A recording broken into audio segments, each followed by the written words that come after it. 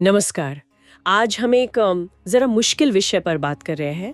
हरियाणा के हिसार ज़िले में एक गांव है बनभोरी। जी। वहाँ कुछ समय पहले एक भयानक बाढ़ आई थी और उसके बाद जो हुआ वो काफ़ी ध्यान खींचने वाला है। हमें ये जानकारी एक YouTube वीडियो से मिली है जिसमें ये पूरी स्थिति और ख़ास तौर पर संत रामपाल जी महाराज के संगठन ने जो मदद की उसे दिखाया गया है। हाँ, स्थिति वाकई बहुत बहुत गंभीर थी। आप सोचिए, गांव में 4 से 6 फीट पानी, घर डूबे हुए, मवेशियों का नुकसान और फसलें तो करीब 3 से 4 हजार एकड़ पूरी तरह तबाह हो गई। 3 से 4 हजार एकड़? हाँ, अंदाजा है कि कोई 10 करोड़ रुपए का नुकसान हुआ होगा। लोग अपने ही घरों में फंस गए थे।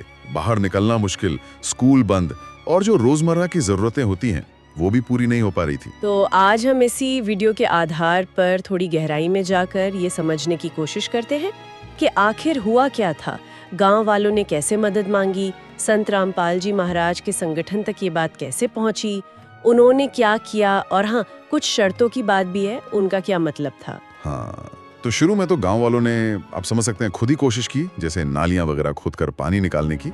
पर पानी इतना ज्यादा था कि ये सब नाकाफी साबित हुआ। नुकसान बस बढ़ता जा रहा था। घर गिर रहे थे, पशुधन का बहुत नुकसान हुआ। एक तरह की लाचारी सी फैल गई थी वहाँ। और फिर शायद इसी लाचारी में उन्होंने बाहर मदद ढूंढनी शुरू की।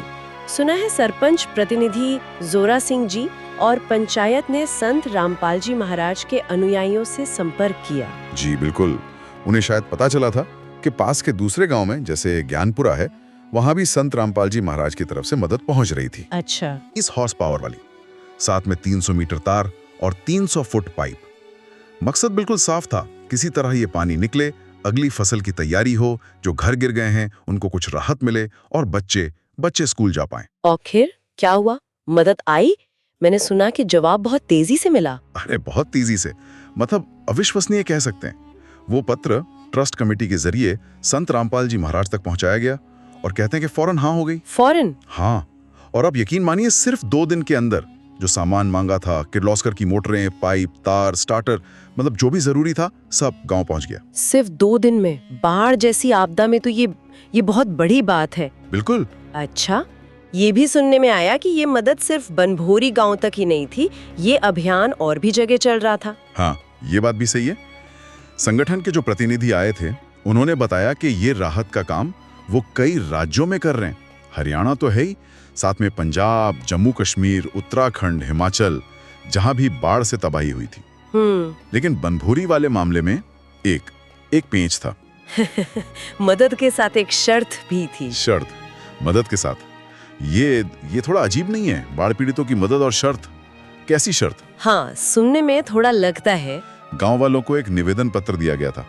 उसमें लिखा था कि देखिए, हम ये सामान दे रहे हैं, लेकिन अगर इससे तय समय में पानी नहीं निकला और अगली फसल आप लोग नहीं बो पाए, तो फिर भविष्य में शायद ट्रस्ट दोबारा मदद ना कर पाए। ओह, तो ये तो दबाव बनाने वाली बात हो गई एक तरह से। हाँ, पर साथ में उन्होंने ये भी साफ किया कि अगर और सामान चाहिए होगा तो मांग सकते हैं, क्योंकि असली मकसद तो पानी निकालना और फसल उगाना ही है। ये नहीं कि सामान कम पड़ जाए। अच्छा, शर्त भी थी और जरूरत पड़ने पर और मदद का भरोसा भी। फिर इस शर्त का कारण क्या बताया? क्यों रखी ये शर्त? पारदर्शिता। उनका कहना था कि वो पूरी प्रक्रिया की वीडियो रिकॉर्डिंग करेंगे, ड्रोन से। पहले की जब पानी भरा हुआ था, फिर पानी निकलने के बाद की, और फिर जब फसल लगेगी तब की भी। ड्रोन से वीडियो? क्यों? ताकि जो लोग दान देते हैं, जो पैसा लगाते हैं, उन्हें ये भरोसा रहे कि उनके पैसे का सही इस्तेमाल हो रहा है। एक तरह से जवाबदेही तय करने का तरीका था ये। ये एक दिलचस्प पहलू है। मदद को नतीजे से जोड़ना और पूरी प्रक्रिया को पारदर्शी रखना। लेकिन गांव वालों ने क्या कहा इस शर्त पर? उन पर तो पहले ही इतनी मुसीबत थी। जाहिर है, गांव वाले तो बहुत राहत में थे। इतने दिनों की परेशानी के बाद जब एकदम से मदद पहुंची तो खुशी तो थी। बहुत सारे लोगों ने संत रामपाल जी महाराज का शुक्रिया अदा किया। कुछ ने तो उन्हें भगवान का दर्जा दे दिया। हाँ, स्वाभाविक है। और सरपंच और पंचायत ने पूरा भरोसा दिलाया कि हाँ, हम सब मिलकर मेहनत करेंगे, पानी निकालेंगे और अगली फसल जरूर बोएंगे, और जरूरत पड़ी तो और मदद भी मांगेंगे, जैसा कहा गया था। एक बुजुर्ग ने तो संत रामपाल जी और उनकी अन्नपूर्णा मुहिम की तारीफ में एक कविता भी सुनाई वहां पर। अच्छा, तो मतलब गांव वालों ने इसे सकारात्मक रूप से ही लिया। हाँ, ज्यादातर तो राहत और आभार का ही माहौल था। तो कुल मिला के देखें तो ये घटना ये दिखाती है कि कैसे मुश्किल वक्त में अगर तेजी से सही मदद पहुंच जाए तो वो किसी समुदाय के लिए कितना मायने रखती है, एक तरह से जीवनदान जैसी। बिल्कुल सही कहा आपने। और साथ ही ये सोचने पर भी मजबूर करती है कि मदद के साथ ऐसी शर्तें लगाना कहाँ तक ठीक है। क्या इससे वाकई संसाधनों का सही इस्तेमाल सुनिश्चित होता है और जवाबदेही बढ़ती है, जैसा कि संगठन का मकसद था? या फिर ये उन लोगों पर एक और दबाव डाल देता है जो पहले से ही इतनी बड़ी मुसीबत झेल रहे हैं? हाँ, ये एक पेचीदा सवाल है। इस पर वाकई सोचने की जरूरत है कि ऐसी शर्तों का असर क्या होता है। ये अपने आप में एक विचार करने योग्य बात है।